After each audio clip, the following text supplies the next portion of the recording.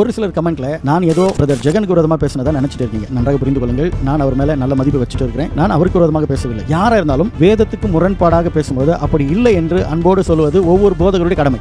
இன்னொன்று, ஒரு சிலர் இப்படியாக கமெண்ட் பண்ணிருந்தீங்க, நீ என்ன சொன்னாலும் நாங்கள் நம்ப மாட்டோம், பிரதர் ஜெகன் அவர்களை தான் நாங்கள் நம்புவோம், அவர் மேல நீங்க நல்ல மதிப்பு வச்சிருக்கீங்க, நான் வரவேற்கிறேன் ஒற்றுக்கொள்கிறேன். ஆனால் ஒன்று தெரிந்து கொள்ள வேண்டும், நாம நம்ப வேண்டியது வேத வசனத்தை தான். அதை சொல்லத்தான் இந்த ட்ரூத் இன் தமிழ் வச்சிருக்கிறோம். உதாரணத்துக்கு இந்த வீடியோ பாருங்க. W உடைய வேல்யூ வந்து 6. இப்போ www னா 666 அவ்வளவுதான். W உடைய வேல்யூ 6 என்று உலகத்துல யாருமே எந்த இடத்திலும் ஏற்றுக்கொள்வதில்லை. ஆங்கிலத்தில் அப்படி இல்லவே இல்லை. W = 6 இல்ல. இவங்க எங்க எடுக்கிறாங்க? எபிரேய பதத்திலிருந்து எடுக்கிறார்கள். அது கூட எபிரேய பதத்துல வாவ், VAV என்றால் ஆர் என்கிற அர்த்தம். ஏனென்றால் எபிரேய பதத்திற்கு நம்பர் 1 தான், ஆல்பபெட் 1 தான். என்றாலும் இங்க வாவ் வாவ் வாவ் என்று இல்லையே. அப்படி www நம்பரோடு கூட கனெக்ட் பண்ணால் W என்பது 23 வருகிறது. அப்படி வந்தாலும் ஆங்கிலத்தில் ஆல்பபெட் வேற, நம்பர்ஸ் வேற. இது எந்த விதத்திலும் இன்டர்நேஷனல் லெவல்ல இது ஏற்றுக்கொள்ள முடியாதது, இது உண்மையற்றது, இது உண்மை இல்லை, அவ்வளவுதான். அதனால தான் பவுல் சொல்றாரு, நாங்கள் பிரசங்கித்த பிரசங்கத்தை விட தேவ தூதரே பிரசங்கித்தால் என்ன பண்ணக்கூடாது?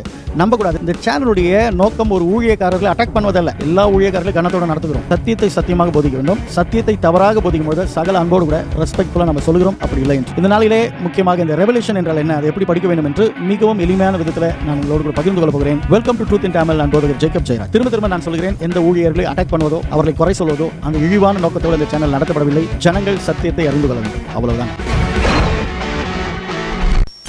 முதலாவது, இந்த வெளிப்படுத்தின விசேஷத்தை படிக்கும்போது ஒரு திறந்த மனதோடு கூட நம்ம படிக்க வேண்டும். சில பேருக்கு சில விஷயங்கள் சொல்லும் போது ஷாக்கிங்காக இருக்கும். பைபிள் இன்டர்பிரேஷன் ஏற்கனவே நான் சிறிது அளவில் எடுத்திருக்கிறேன். நீங்கள் வீடியோ பார்த்தீங்கன்னா நீங்கள் தெரிந்து கொள்வீர்கள். முதலாவது, யோவான் இதை 7 சபைகளுக்கு எழுதும் பொழுது அவர்களுக்கு எழுதுகிறார்.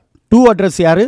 அந்த 7 சபைகள், நமக்கல்ல. அந்த நிஜமாய் வாழ்ந்த அந்த சபைக்கு எழுதப்பட்டது, நமக்கு எழுதப்படலை. ஆனால் it is written for us, இது நமக்கும் என்று நாம் எடுத்துக்கொள்ள வேண்டும்.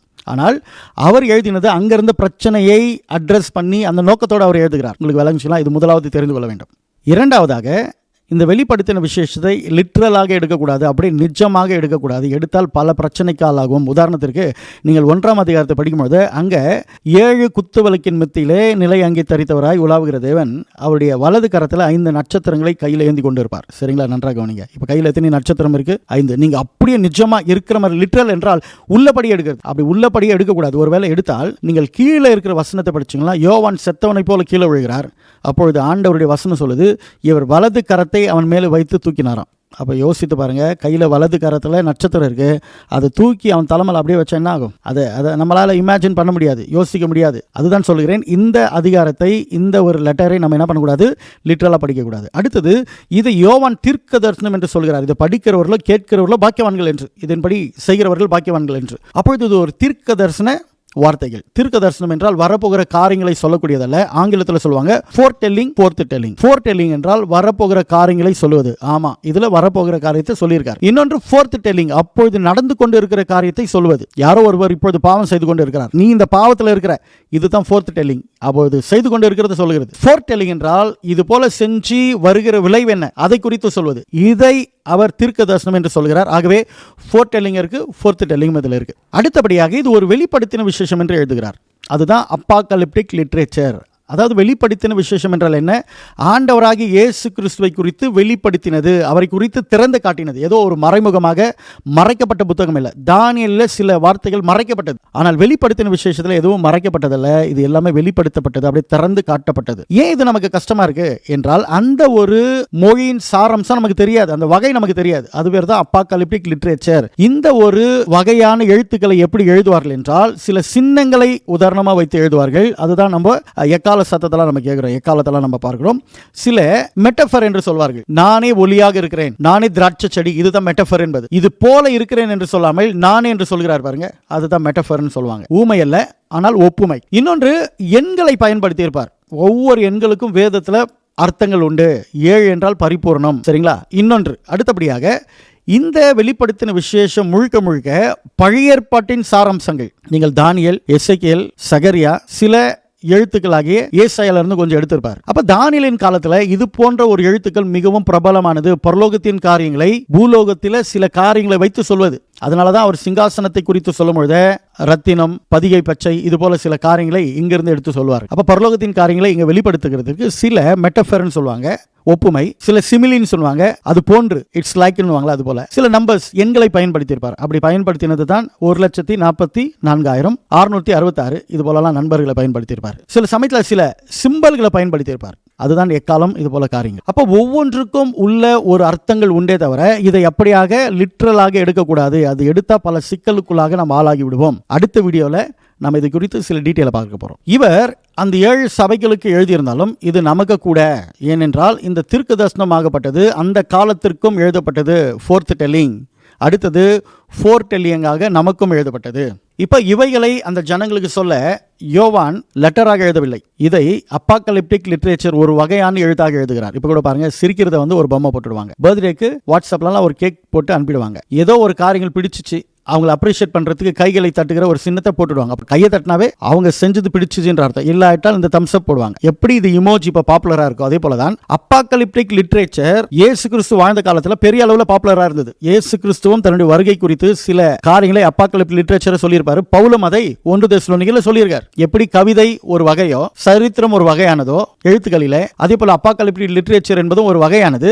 இது கடைசி காலத்தை குறித்து, என் டைம் குறித்து சொல்லப்படுகிற ஒரு எழுத்துக்கள். இந்த வெளிப்படுத்த விசேஷத்தை 3 கலவைகளாக யோவான் எழுதியிருக்கிறார். ஒன்று லெட்டர், இன்னொன்று தீர்க்கதரிசனம். இதெல்லாம் வெளிப்படுத்துறது தான் அவர் அப்பாக்கலிப்டிக் லிட்ரேச்சர் எழுதியிருக்கிறார். ஏன் இவர் அப்பாக்கலிப்டிக் லிட்ரேச்சரை பயன்படுத்தணும்? ஒரு லெட்டரை போல புரியுற வண்ணமாக எழுதியிருக்கலாமே என்றால், இந்த எழுத்துக்கள் யூதர்களுக்கு நன்றாக தெரியுங்க. அதனால தான் இது பெயரே ஜூஸ் அப்பாக்கலிப்டிக் லிட்ரேச்சர். நன்றாக ஒரு குழந்தை கூட இது படிக்கும் பொழுது யோவான் என்ன சொல்கிறார் என்று தெரியும். நமக்கு ஏன் பிரச்சனை என்றால் இந்த வகை நமக்கு தெரியாது. அதனால தான் இப்படி கையை வச்சா என்ன அர்த்தம்? பேஷ் பேஷ், நன்றாக இருந்ததுன்ற அர்த்தம். ஆனால் இந்த ஒரு லாங்குவேஜ் தெரியாதவங்க இப்படி கையை வைக்கும்போது என்ன நினைப்பாங்க மற்ற கிறிஸ்துவங்க? இப்படி 3 காட்டுகிறார். ஒருவேளை இது திரியக தேவன். இன்னொன்று இந்த விரலை இப்படி காட்டுகிறார், இன்னொரு சொல்லுகிறார். இப்படின்னா தம்ஸ் அப் மேல போகிறது, நம்ம பெருமை குறிக்குது, அதனால அதை அடக்கிறதுக்கு இப்படி காட்டுறாங்கன்னு அவங்க ஏதாச்சும் வியாக்கியானம் பண்ணலாம். ஏன்னா இது ஒரு சிம்பிள், நன்றாக இருக்கிறது அப்படி காட்ட. சரிங்களா? தெரியலனா கண்ணுக்கு வந்தது வாய்க்கு வந்ததெல்லாம் சொல்றது. யானை பிடிச்சிட்டு யானை காதை பார்த்துட்டு இதுதான் யானைன்றது, யானை காலை பிடிச்சிட்டு இதுதான் யானைன்றது, யானை அந்த தும்பியை பிடிச்சிட்டு இதுதான் தும்பின்றது. காரணம் என்னன்னா முழு யானையை அவங்க பார்க்கல. அதுபோல இது முழுமையான இந்த லாங்குவேஜ் குறித்த சாரம்சம் அவங்களுக்கு தெரியாததுனால அவங்க கற்பனைக்கு என்னெல்லாம் வருதோ அது சொல்றது. இப்போ 666 இருக்கு, அங்கே WWW இருக்கு. கற்பனையில் இது 6, இதுக்குள்ள 6 இருக்கு அப்படின்னு நம்ம கற்பனையா சொல்றது. இதுக்கெல்லாம் காரணம் என்ன? இந்த லிட்ரேச்சர் அவங்களுக்கு தெரியவில்லை. சரிங்களா? நான் குறை சொல்லவில்லை. அப்பொழுது இந்த வெளிப்படுத்தின விசேஷத்தை ஓரளவு நம்ம நன்றாக தெரிந்து கொள்ள வேண்டும் என்றால் நமக்கு எசேக்கியேல், தானியேல், சகரியா, சில புத்தகங்கள், சில எழுத்துக்கள் ஏசாயாவில் இருந்து இதுல நம்ம தரவா இருந்தோம் என்றால் நாம ஓரளவு தெளிவாக புரிந்து கொள்ள வேண்டும். சில வசனங்கள் அங்கிருந்து தான் எடுப்பார். அப்படி சொல்ல போனால் ஏறக்குறைய பெரிய பெரிய ஸ்காலருங்க சொல்றாங்க, ப்ரூஸ் மெட்ஸ்கர் இது போல ஸ்காலருங்க 250க்கும் மேற்பட்ட முறை யோவான் பழைய ஏற்பாட்டினுடைய அந்த பிரதிபலிப்பு எக்கோ பழைய ஏற்பாட்டிலிருந்து இந்த வெளிப்படுத்தல நம்ம பார்க்கலாம் என்று. இன்னொன்று, ஏன் யோவான் அப்பாக்கலிப்டிக் லிட்ரேச்சர் இது எழுத வேண்டும் என்றால், ஏற்கனவே நான் போன வீடியோல சொல்லி இருக்கிறேன், இந்த ஒரு எழுத்து ரோமாபுரியருக்கு தெரியாது, அந்த சோல்ஜருக்கு தெரியாது. ஆண்டவராக இயேசு கிறிஸ்து தான் வெற்றி சிறப்பார். எல்லா விதமான உலகத்திலே தேவனுக்கு விரோதமாக செயல்படுகிற எல்லாவற்றையும் அவர் அழிக்க போகிறார். கடைசியாக இயேசுவே வெற்றி சிறக்கிறவர். அவருக்காக இந்த பூமியில உபத்திரவத்தை அனுபவிக்கிறவர்கள் புதிய எருசலேம்ல இருப்பாங்க இவர் எழுதுறார். இந்த எழுத்துக்கள் ரோமாபுரியில் உள்ள சோல்ஜருக்கு தெரிஞ்சா யோவானுக்கு ப்ராப்ளம், அந்த லெட்டர்களும் போய் சேராது. ஆகவே அவர்களுக்கு தெரியாத ஒரு வகையான எழுத்தை பயன்படுத்துகிறார். அதுதான் அப்பாக்கலிப்டிக் லிட்ரேச்சர். இங்க ஒரு கேள்வி, பாஸ்டர், அப்ப 7 சபையில இருந்தவங்க புறஜாதிங்க கூட இருந்தாங்களே, யூதர்கள் மட்டும் இல்ல, சபையில புறஜாதிகளும் இருந்தார்களே, அப்ப எப்படி நீங்க சொல்றது சரியாகும் என்று நீங்க ஒரு கேள்வி கேட்கலாம். நீங்கள் கேட்கிற கேள்வி உண்மைதான். ஆனால் பதில் என்னவென்றால், சபை அது ஜென்டைல் புறஜாதியான சபையா இருந்தாலும் யூதர்கள் இருக்கிற சபையா இருந்தாலும் எல்லோருக்கும் பழைய ஏற்பாடு ஒன்றுதான் வேதாகமும், புதிய ஏற்பாடு அப்ப அவங்க கையில இல்ல. ஆகவே எந்த சபையா இருந்தாலும், அது யூத சபையா இருந்தாலும், அது கிரேக்க சபையா இருந்தாலும், இவர்கள் பழைய ஏற்பாடு நன்றாக தெரியும். ஆகவே கிறிஸ்தவர்களுக்கு ஊழியர்கள் போதித்து இதனுடைய ஜான்ரா, இதனுடைய எழுத்துக்களும் அவர்களுக்கு நன்றாக தெரியும். அதனால தான் அந்த 666 சொல்லும்போது கூட புத்தி இல்லவன் கணக்கு பார்க்க கடவன் என்று எழுதுகிறார். அப்ப யோசிடான்றார், பழைய ஏற்பாட்டை வச்சு இது யோசின்றார். இது ஒரு சின்ன ஒரு பேக்ரவுண்ட். இதனுடைய கான்டெக்ட், எதற்காக யோவான் இதை எழுதுகிறார், எழுத வேண்டிய காரணம் என்ன? மிகவும் எளிமையானது. நீரோ என்பவன் தேவ பிள்ளைகளை சபையை வெட்டி கொன்று கொண்டிருந்தான், கொடூரமா சாகடிச்சான். அவன் மரித்த பிறகு சபைக்கு துன்பம் நின்றுவிடும் என்று நினைத்தால் டொமிஷன் மூலமாக அதிகமான உபத்திரவங்கள் இப்ப சபைக்கு ஏற்படுகிறது. இதுல ஒன்று எம்பரர் வர்ஷிப், அதாவது மாமன்னர்களை ஆராதிக்கிறது. அப்படி ஆராதிக்காவிட்டால் மார்க்கெட்ல கூட உங்களை அலோவ் பண்ண மாட்டாங்க. ஏதோ பர்ச்சேஸ், ஏதோ வாங்க முடியாது, எதுவும் விற்க முடியாது. இதுதான் யோவான் 13ஆம் அதிகாரத்தில் கோடிட்டு காட்டுவார். யாரும் அந்த முத்திரை இல்லைன்னா, அவனை வணங்கலைன்னா வாங்கவும் முடியாது, விற்கவும் முடியாது. எம்பரர் வர்ஷிப் காமனாக இருந்தது. இப்படி செய்யாதவங்களை பல உபத்திரவத்திற்குள்ளாக டொமிஷன் நடத்தி கொண்டு இருக்கிறான். இப்போ சபைக்கு இருக்கிற பிரச்சனை என்னன்னா, சில பேர் அப்படியே தனிஞ்சு போயிருக்காங்க. அனலும் இல்லை, குளிரும் இல்லை, யார் எப்படியாச்சும் போங்க, எங்க வழியில நாங்க போகிறோம். கிறிஸ்தவர்களா? ஆமால் கிறிஸ்தவர்கள்.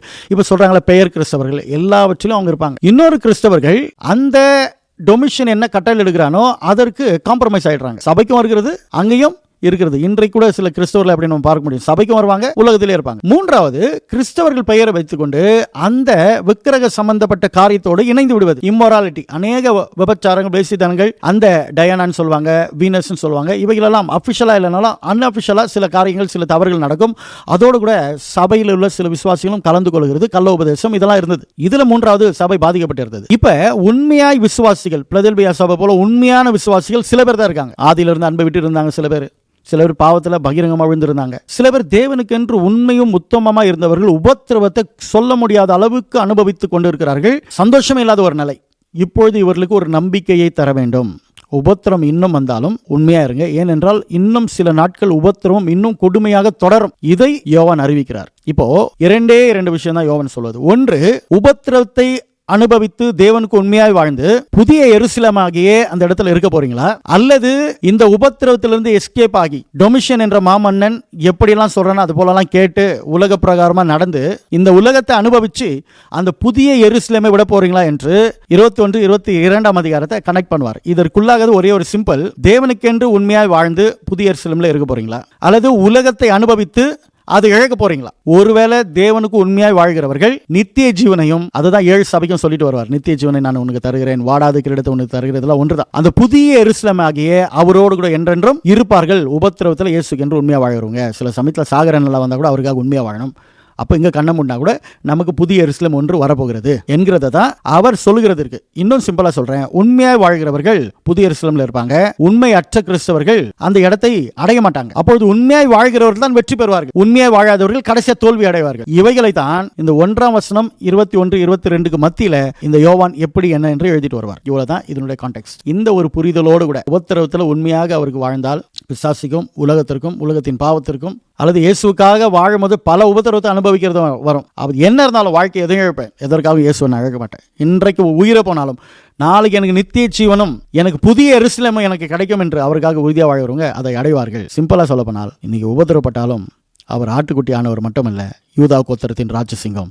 அப்போ யோவான் என்ன எழுதுகிறார், இந்த உலகத்தை ஜெயிக்க வேண்டும் என்றால் நம்ம ஆட்டுக்குட்டியை போல அடிக்கப்பட வேண்டும். அதனால தான் ஆட்டுக்குட்டி சிங்காசனத்தில் இருக்காங்க. அடிக்கப்பட்டு உபத்திரப்பட்டு நம்ம பொறுமையினால, நம்ம ஜபத்தினால, நம்ம தேவனை பற்றி இருக்கிற உண்மையினால உறுதியா இருக்கும் பொழுது ஒரு நாள் இந்த உலகத்தை நம்ம ஜெயிப்போம். ராஜாதி ராஜா நம்மை நிலையாக அரசாட்சி செய்வார். ஆகவே சபையே உபத்திரத்தில் போனாலும் வாழ்க்கையில் எல்லாவற்றையும் இழந்தாலும் இயேசு இழக்காதீங்க அப்படின்னு சொல்ல வருகிறது தான். அப்படி இயேசு இழக்காது இருந்தால் என்னென்னலாம் ஆசீர்வாதம் நடக்கும், என்னென்னலாம் போராட்டம் இருக்கும், இவைகளை தான் 2ஆம் அதிகாரத்திலிருந்து 20 வரல அவர் சொல்லிட்டு வருவார். 21-22 ஜெயிக்கிறவர்களுடைய வாழ்க்கையில் நடக்கிற ஆசீர்வாதங்கள், ஆண்டவர் விட்டு விலகிறவருடைய வாழ்க்கையில் நடக்கிற ஆபத்துகள், இவைகளை சிம்பிளா சொல்லி என்ன பண்ணுவார், அவர் முடிப்பார். இதுதான் ஒரு சிம்பிள் இன்ட்ரடக்ஷன். இந்த ஒரு புரிதலோடு கூட அடுத்த வாரம் நாம சாப்டருக்குள்ள மிகவும் எளிமையான விதத்தில் சுருக்கமாக போவோம். எல்லாவற்றையும் நான் பார்க்க முடியாது. இதில் நான் என்னென்னலாம் டீல் பண்ணுவேன்னா, சில நம்பர்கள் சில பேருக்கு குழப்பமாக இருக்கும். இது 1,44,000, 1000 வருடம் அரசாட்சி, எல்லாவற்றுக்கும் மேலாக 666 இது என்ன என்பது இயர் அண்ட் தேர் சுருக்கமாக உங்களுக்கு புரியறவனமாக நான் சொல்ல முயற்சி பண்ணுவேன்.